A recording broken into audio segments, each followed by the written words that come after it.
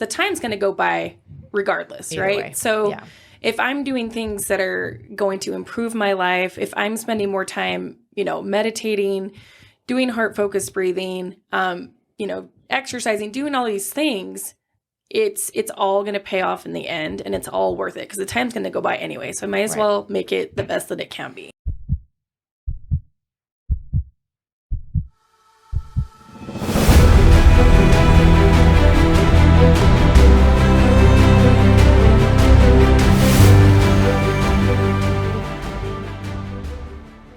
On today's episode, we talk to our wonderful sister, Karen Dapper, and talk about her transformation, how she's gone from someone that was thrown to and fro and a victim to the circumstances to now living in a life empowered and living a life by heart and living a life by joy. So we hope you enjoy this. We hope it resonates. And yeah, we hope you enjoy. Welcome back to the Healing Works podcast. We are excited to be here. I need to come up with a different, because I say that every time. We're excited to be here. But no, we're excited to be here. We have my sister, Altee's sister-in-law, for The one and only. the one and only Karen Dapper on the podcast today. K-Fab Dapper. K-Fab Dapper on Instagram. I call her Jack, so if I say Jack during the podcast, know that I'm referring to Karen. Jack, Karen. She K-Fab. calls me Jack too. Jack. It's a mutual Jackie. agreement. Yeah, Brooklyn, our 5-year-old, almost 6 in 2 weeks from Sunday. My goodness. Mm-hmm. But our 5-year-old Brooklyn calls Karen Jack or Aunt Jack. Or Aunt Jackie. So really cute, Aunt Jackie. There's variations of Jack, but she is Jack. Yep. It's been going on for years. Yeah, no, and we're excited because as much as we come down here, it's we don't line up like Altee and I obviously are down here end of every month to record these podcasts, but it's with Karen's work schedule and everything like that, we don't always line up being down here at the same time. So it kind of worked out this weekend. So fun. Well, what worked out is that she's headed to the Taylor Swift concert, so she decided to. Oh yeah, thanks Taylor Swift. Just pop in and It all record worked out with for us. the best. It's like a double win here. Yeah, and so I think this is episode 25. Is it really? Yes.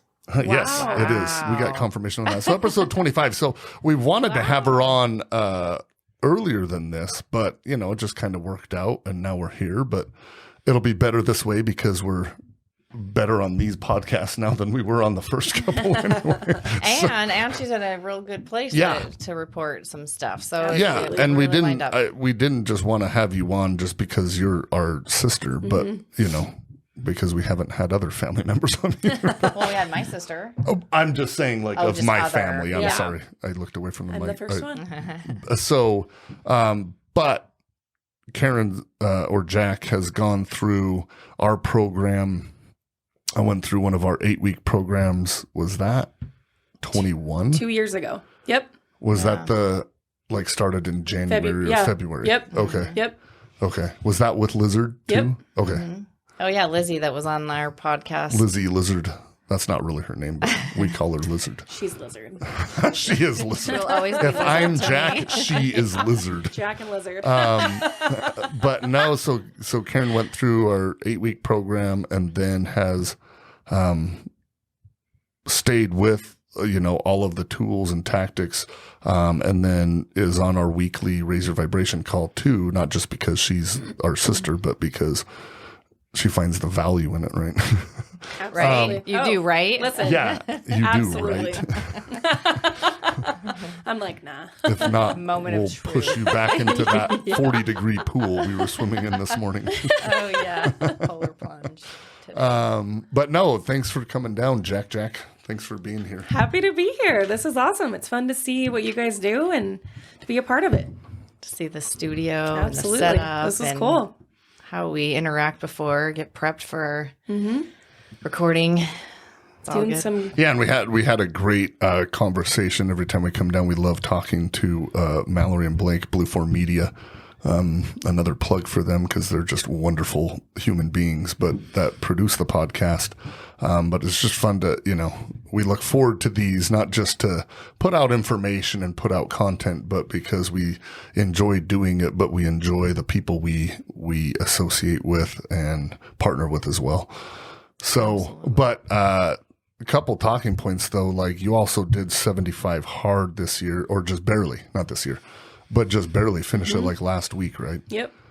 So tell the listeners like your journey, like pre-21, COVID, I think sucked for everybody. a lot of anxiety, a lot of depression, a lot of uncertainty with everybody. But I think a lot of reevaluating like priorities in life too, Oh, I think it was one of the best inventory. things. Yeah. One of the best things to shake things up, as far as the silver lining, not, I don't think COVID was the best thing that could ever happen because, a lot of people suffered, but I think the results that came from people, digging in, going deep inside and finding the resilience and finding, other methods, whether it was, mental, emotional, or different business, different ways to make money. A lot of people found new ways to make money. A lot of people found new possibilities in, relationships and, because you couldn't be around people for a minute. So we had to be alone with our thoughts. Right. Yeah. So it really made you sit with your own shit, really. We don't really swear on this, but that's okay. It was important. We can bleep it out. No, I'm kidding. Necessary. But, yeah, we can because it's ours. But, when you couldn't be around people, you found out how much you valued that human connection and that in-person connection. We saw that a lot, not only in familial relationships and family, but with friends and like even workplaces. Yep. Like it was a different mode of operation. But not being around a ton of people was really weird. But I think that amplified and prioritized a lot of relationships or deprioritize some relationships too, right? In the best way possible. So, yes. Tell your story if you don't mind. Not your story, but like you're just at a different place now, March of 23 than you were, January, February of 21. Yeah, absolutely. As far as, you're way more mentally resilient and emotionally resilient, physically, spiritually, those top four. But then in relationships and abundance, I think you've seen quite a bit on those and on that end too, on those ends. I guess on those ends. On that end. We just say whatever. I mean, I think that a couple years ago, 2 years ago, I feel like crash. Yes, before the crash. I feel like I was just kind of on an emotional roller coaster a lot of the time, and just lots of lows, like extreme lows, like highs, back and forth. After going through the program and kind of having to work on and deal with working on myself and not looking for happiness outside, because I couldn't go to concerts. I couldn't go and do all the regular things that bring me joy all the time. So I kind of had to go within, which is cool because that's where all the growth has happened and where I've really excelled and found happiness truly. So going through their program, learned how to harness the power of the heart, learned the power of vibration, how important frequency is, really just trying to find self-love.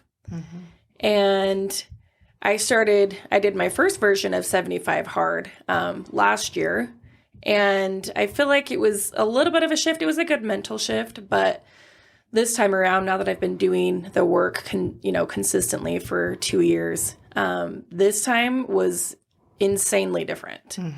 I think what I'm finding out is more of the physical is coming from the balance of the emotional. Yes. And having that groundwork done allows me to do that much better physically, and then the mental, just all the way around. It just it changes you, and I just have seen such incredible results with it, and the amount of like level-headedness that I have now is just, it's amazing. I just I don't suffer like I used to, you know?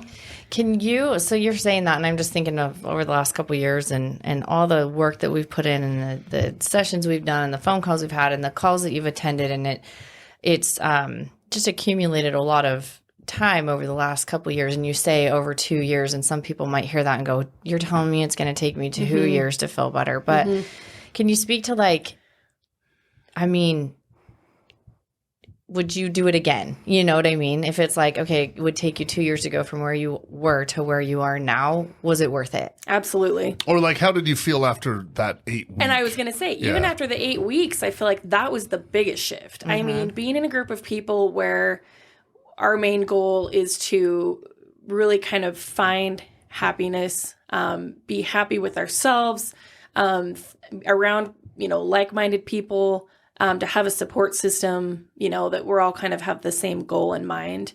I mean, that's really where I feel like the biggest shift happened. Or like started the change the trajectory of your life. Yes. Because, you think about it and it's like, okay, 2 years. But then it's like, okay, but you operated like the way that you were, say, like the suffering or being subject, like a victim to your circumstances, and being, pushed and pulled in your emotional reactions based on what was going on around you, how work went, how your coworkers were, how your family relationships were, or whatever. But it's like, that went on for decades. And so it's like, okay, if people will buckle it, which is also not go, to pinpoint you either, which is I'm most just, people. Yes, I'm right. saying Most people are very dictated by their external circumstances. A victim of their circumstances. Whatever is going on is how their mood will be, right? So, well, I just, I'm just thinking out loud a little bit on that. It's kind of like our friend that's a nutrition coach that was like, give me a year, to eat consistently or to get your nutrition on point. And people are like, a year?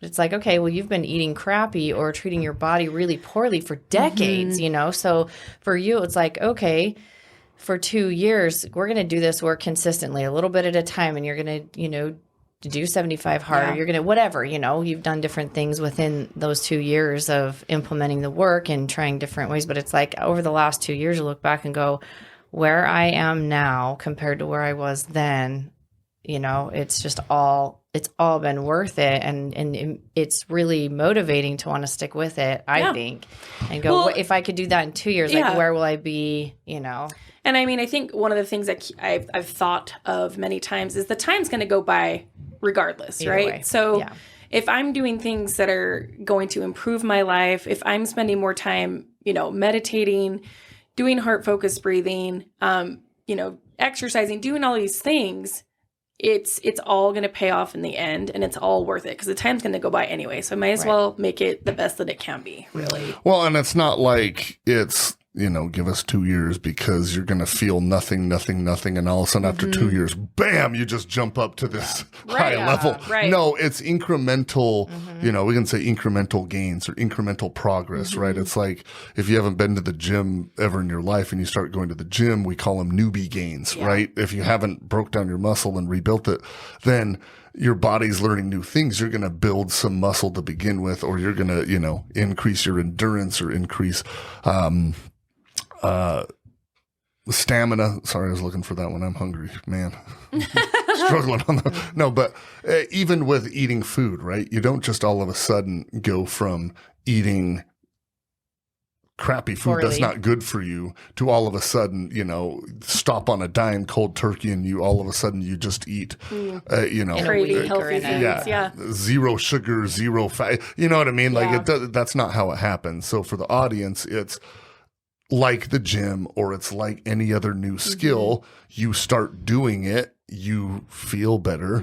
Then the better you feel, the better you start doing, right? And it's like, even for Altee and I, it's like, you know, for you too, and what you just said, like, you know, Altee and I have been working on ourselves longer than that. Like, I mean, a long time. Right. But it's like where I feel right now in my life today, like, you know, I was talking to somebody else about overload or overwhelm or overwork and things, you know, putting in too much time and things like that. And there's a point to that, but like, I don't get, like, stress doesn't accumulate with me anymore. So it's like, I don't get burned out on things. Like, I can keep like you used doing it because I'm pretty consistently in a state of peace or gratitude, or, you know, and there's some points like, look, everyone needs a break. Everyone needs a vacation. But like, you know, when we come down here, we're still working. Yeah. You know, we're still doing you can call it work, but we enjoy it. So it, you know what I mean? It's like to the point. It's renewing us. I mean, we still need to sleep and we get good rest. Absolutely. But I'm just saying, it's like, renewing you because it's energizing. Right. Yes. Where like, I'm just saying for you, I noticed that in you too, where it's like, once you increase your capacity for resilience, right? Resilience is the ability to prepare for, adapt, and recover in the face of stress, uncertainty, chaos, right? That's the definition of resilience. And so it's like, the more you increase your capacity for resilience and the better you handle things, I mean, it's not only scientific, but you feel the difference, right? If I'm not shifting from peace to frustration and starting that energetic depletion of my nervous system shifting and producing 1,400 negative biochemicals and neurochemicals that deplete my system, I'm not going to be that tired at the end of the day. Now, do I still need my 8 hours of sleep for rest and recovery? Absolutely. But like, I love my sleep now. Like, I'm so excited and you don't go to bed in a state of stress or your nervous system is in chaos even when you're sleeping. Right. So you're going through your circadian rhythm is working for you. So you are getting that rest and relaxation at that time, and then the activities that you're doing during the day are energizing you. So it's a total different shift from living in stress and chaos all the time. Yeah. Well, and even with you, and I'll kick it back to you in just a sec, but even with you, what I've noticed too is that, like, with work, like, you know, Karen and I talk all the time, and it's like, a while ago when you used to call me about, you know, crap that would go on at work, like, you could tell it was just like you were so pissed and so bugged, and it was just like, ugh, right? And you could just feel the drain. Oh, yeah. But now, like, look, there's things that at your workplace that still, you know, they still do things that maybe not are that likable or change things, right? When pay is one way at work and then pay changes at work, like, you know, it's hard to swallow that pill. But like, what I've noticed is, like, you'll recognize it and you'll spend a minute with it, but then you'll just be like, okay, like, figure it out, right? That's adapting. That's resilience. That's changing in the face of uncertainty and not letting that dictate you back into a victimhood of like, oh, well, if this would be different, then maybe I'd be happy. Yeah, because I used to spend a lot of time dwelling on it. I'd let it ruin my day. I'd be bothered about it for days at a time, you know, and I don't do that anymore. It's, if something comes up, it's bothersome, you know, I can just work through it that much easier, that much quicker. So I don't stay in those negative places anymore. One thing I think I notice all the time now is I used to say, like, oh, I had such a bad day. And for the longest time now, that doesn't really happen anymore. I don't really have bad days. You know, if something bad happens, it's one thing, let it go, move on. I do think that resilience is one thing that I have been practicing and done so much better at. And it's a skill, right? Totally. So, and I'm grateful for that because I do have so many more good days. Yeah. Right. So it's great. Well, and you really are putting in the work. It's not like you are implementing these tools on the daily. Yes. You know, you really are practicing and it is having a major effect. There's evidence that supports that. Yeah. And I think that's what scares people is like, oh, how much work do you have to put in, right? Maybe not scares, not the right word, but intimidates people, right? Because it's like, oh, I don't want to do anything different. Seems daunting. Well, look, I'm telling you, like if you clip on your heart rate variability monitor, or if you don't, that's fine too. But if you want one, that are on our website. But you clip that on and you do, I mean, we showed impressive results with 5 minutes in the morning and 5 minutes at night. I'm talking 10 minutes of your freaking day. Right. And I can still notice when I do it. Right. I feel great, but when I do it, I feel even better. Yeah. Right. It's just enhancing like workouts. It's enhancing the way you eat. It's enhancing the way you think. It's enhancing the way you respond emotionally. It's like, can that be improved? Absolutely. Yeah. Think you're feeling gratitude right now, I think there's, varying levels of frequency, right? And I think there are, right? There's there's different amplitudes. So if I'm feeling some gratitude, can I feel immense gratitude? Can I build myself up to that and be grateful? And also, absolutely. Right. Well, and there's so many benefits that come from that. Like the physiological is one. Obviously, we're literally changing our physiology when we shift our emotional state because emotions drive your physiology. Yes. Right. Yes. And then you change your biology. And then you change your biology. Yes. But then there's a mental lift too, because it's like it's an accomplishment. There's empowerment in it, and so it raises you across the board. You feel better physically because you literally just shifted your biology. You feel better mentally because you just accomplished something. Emotionally, you're more stable. And then you're more spiritually connected when you're accessing the power of the heart. So it covers all the bases there. So, and that you've been extremely consistent in that, and it shows. Yeah. So. Yeah. And again, like I think that's why this time around, because I have been, consistent with doing the work and using the tools that I have that are at my disposal, that, I get better results. And I think a lot of people get hung up on time frames. And I will say that I was part of that too. It's always like, okay, I want to do this by this date, or I want to have this by that date. I want to lose 10 pounds by, 3 months from now, whatever. But when you realize that it's an ongoing journey and that it doesn't matter, then you take the pressure out of it and you can experience the goodness that comes from it. Isn't it funny? Like you're attached to results, but when you let go of the result, like the attachment, the results happen and you're not attached, and that transformation takes place because you're not focused on the outcome. You're focused on the journey. Yep. And that's where it starts to transform, and you really start to connect to that, to self, which is what this is all about anyway. Yes. Well, it's a little different with action versus inspired action, right? Yeah. And it's like last time you did it for action, which is great. And that's admirable. There's great benefit. There's great things that come from that.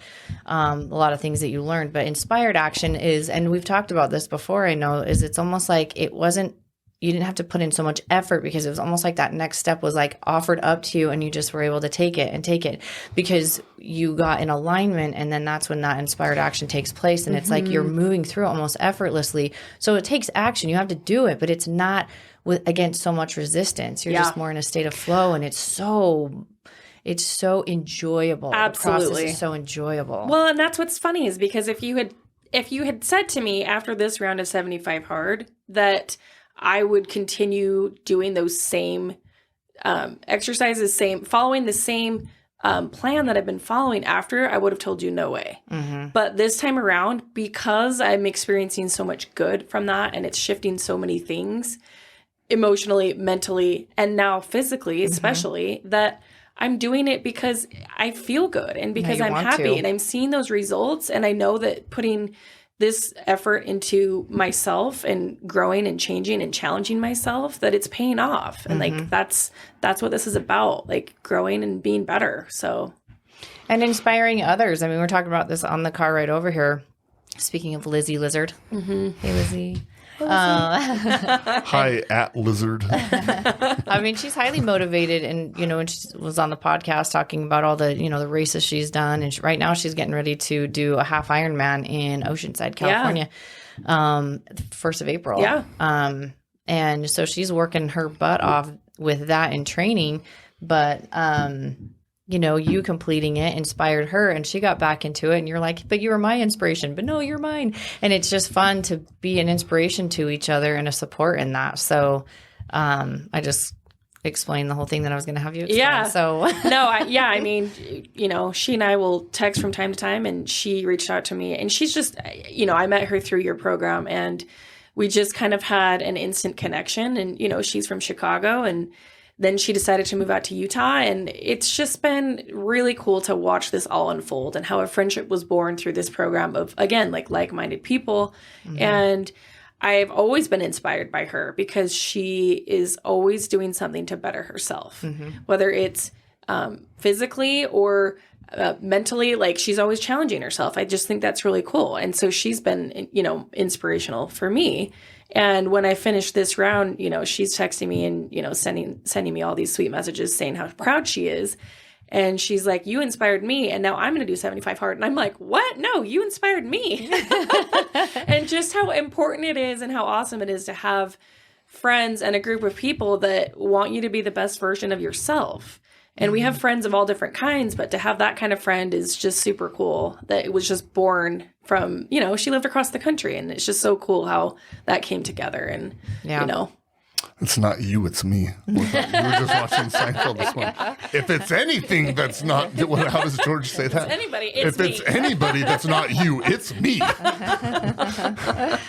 that's funny. No, but it's great to have that support within this work too, because, you know, when you're going through, as you're going through life and these things are coming up, these blocks, I mean, it still happens to me continually where it's like, whoa, that kind of came out of nowhere. You know, working through this, you know, more things come to your awareness. Yes. So then you've got to process that. And so it's like to have people in your corner that understand, maybe not exactly what you're going through, but the processing of it or digging deep in that. It's nice to have that support too. Well, and even people that see things that maybe I don't see in myself, you know, and you don't always see that. So it's cool to have, you know, someone kind of mirror that back to you and just realize that, you know, I mean, this life that we get to live is pretty rad, and like putting in the work and like seeing the results. It's cool. It's cool to experience that. Well, even, and I think the cool part is too, even without, like, we all need people in our corner. But the whole point is that can you choose in those moments, like when things happen, and I think you've done a great job at this, when these things happen or when someone tells you something you don't like or when you find information at work or whatever it is, like, can you recognize that and be like, ooh, okay, that's causing a little, you know, I'm a little peeved or I'm a little frustrated or I'm a little angry because that's BS or whatever it is. But then can you say, okay, well, I can either sit here, and this is just obviously a rapid process. I can either sit here or I can change and I can see the good in things. And how fast can you shift that? Shift out of that. Because, you know, as much as we teach this, where was I the other day? I don't remember. I'm probably at the gym. And I was just, you know, dwelling on choice and dwelling on emotions. And I was like, it literally is that simple. It's literally as simple as you're pissed off. Do you want to be pissed off or do you want to be happy? Which one do you want to choose? Right? And we can choose in any moment. And people are listening like, maybe it's like, I don't know about that. That really is the bottom really line. what it boils down to. Like, does it take a little more than that because of subconscious programming and conditioning and neural patterns and nervous system activity? Well, okay, and yes, awareness to what's going on. But the point I'm conveying is the more you build the skill, the more it becomes so easy to be like, well, I feel really good. Why would I want to feel really bad? Why would I want to be pissed off? Right. Why would I want to be angry? Like when I feel really bad, it's like I know better than to stay here. Like, for example, what happened yesterday as we were getting ready to come down here. Tell that story. It was a live shift in the moment moment. And I mean, What about the AirPods? Yeah. Well, yeah. I but mean, it was a couple things frustration, happened. and she had to- a couple things happened, but you realize how quickly you can go from 0 to 60 and just like fly off the handle or whatever you want to call it. But, spiral out of control. And again, like, I feel like I lived in a spiral for a long time. Yes. And so I recognize that. And so when things happen now, I just have that moment of realization that that's what's happening. And I was like, okay, I need to do some heart focused breathing. She lost her AirPods. I mean, in other frustration. Well, tell the story. Well, I mean, you story. didn't fly off the handle so people don't think it's like, Well, I guess that could be taken it was like that onset of panic, like, oh crap, where'd I leave my AirPod? It was more like frustration, and then at the end result was she couldn't find her AirPods. So it was like the culmination of it, and that's where it was kind of got frantic. But yeah, I'd had a frustrating conversation. Some emotions had come up, and in the middle of it, I was off and on my phone, and I had set my AirPods down. I went to the gas station. Anyway, I thought that they were lost, and so I'm running around my house, running upstairs, couldn't find them, ran back downstairs. I was in and out of my car 3 or 4 times, still couldn't find them. I was just about to jump back in my car to go back to the gas station to see if I had left them there. And mind you, I had just gone in my car 3 times and looked frantically. When I go back to get in my car, they're right there in the door handle. So it's like, okay. Okay. But shifting out of that moment, and then, I was like, okay, still heart racing. So did some heart focused breathing and pulled myself out of it, I mean, that's a silly it really wasn't example, about the AirPods. It was about the frustration that had happened before. And then you weren't focused in the present moment because you were in the program, right? You weren't consciously aware. And then that's what, it was just kind of and like then you a couldn't little, see them. Couldn't find them. Exactly. It was just kind of a little moment there. So, but look at that. Look at how blind we become under stress. Like, totally. You literally just looked for the freaking things 3 times in the same places, and it's right under your nose. That reminds me of what did I send you the other day? That meme of like, the husband looking for the ketchup in the fridge. Hey, honey, have you seen the ketchup? Yeah, it's right in front of your face. I can't see it. Yeah, totally. But I think, anyway, but stress just plays such a role in that. It shuts off the frontal cortex. That shuts off all your cognitive functions. It literally impairs some vision because you don't calculate it. Yes. Right? Because the eyes don't see, the brain sees. Yes. Right? The eyes just interpret things coming into the visual aspects, and then the brain has to interpret. So you could be looking right at it, but if you're, stressed out or lost in space, because it's the same idea, right? Because that frontal cortex is shut off, which is all the executive functions. You could look at something and not even see it. Totally. Because you're not aware in the present moment. You're living in the past, or you're living in, you're either living in the past or worried about the future. So you're not in the present moment. You're not seeing what's right in front of your face. It's so you could boil it down so easy now. And then it's it makes sense. And that's relatable to so many things, not just the AirPods, like so many things. Like you're living in stress. It's like, you don't want to be there. Well, and now you don't have to. Yes. And now you know what to do to not. Yes. Instead of being even more mad that you are and that you don't know how to get out of it, it's like it just takes that discipline to stop, shift, and reset, and you do it. Mm-hmm. And then we got in the car, and then we start driving. And I was joking a couple weeks ago. Our brother drove down to California, but he got rerouted in St. George. And look, we make this trip once a month, and we're down here every month. And I'm like, oh, we've never, ever been rerouted on the freeway. And we start driving down, and it was some, poor weather. And there was a lot of fog, and all of a sudden it was just stop traffic. But, Altee's like, let's get something to eat before we leave. And I just said, let's just pick something up, like 40 minutes down the road. Let's pick something up in Nephi. Well, that 40 minutes down the road turned into like over 2 hours because of traffic. And I was so hungry. But like the point is, the point is like, let's stop. That's not the point. Let's stop and get food before we hit the road. You still weren't right. Kevin said, let's get food in Nephi. And we were like, there's Nephi on the other side of this detour. Ooh, We're we'll get all- there. I in a mean, we minute. should have probably just got some food, but I just figured fine, it's we fine. you know, We get on the survived, road. but- He did some heart focus But breathing. the and point hunger is surpassed like, for you know, it's easy to all get starved. frustrated when you know, have to, you know, go to the bathroom and you're starving. But like the point is like, can you come into those experiences and still make the best out of it? And poor Brooklyn, you know, was stop and go. She's watching her iPad.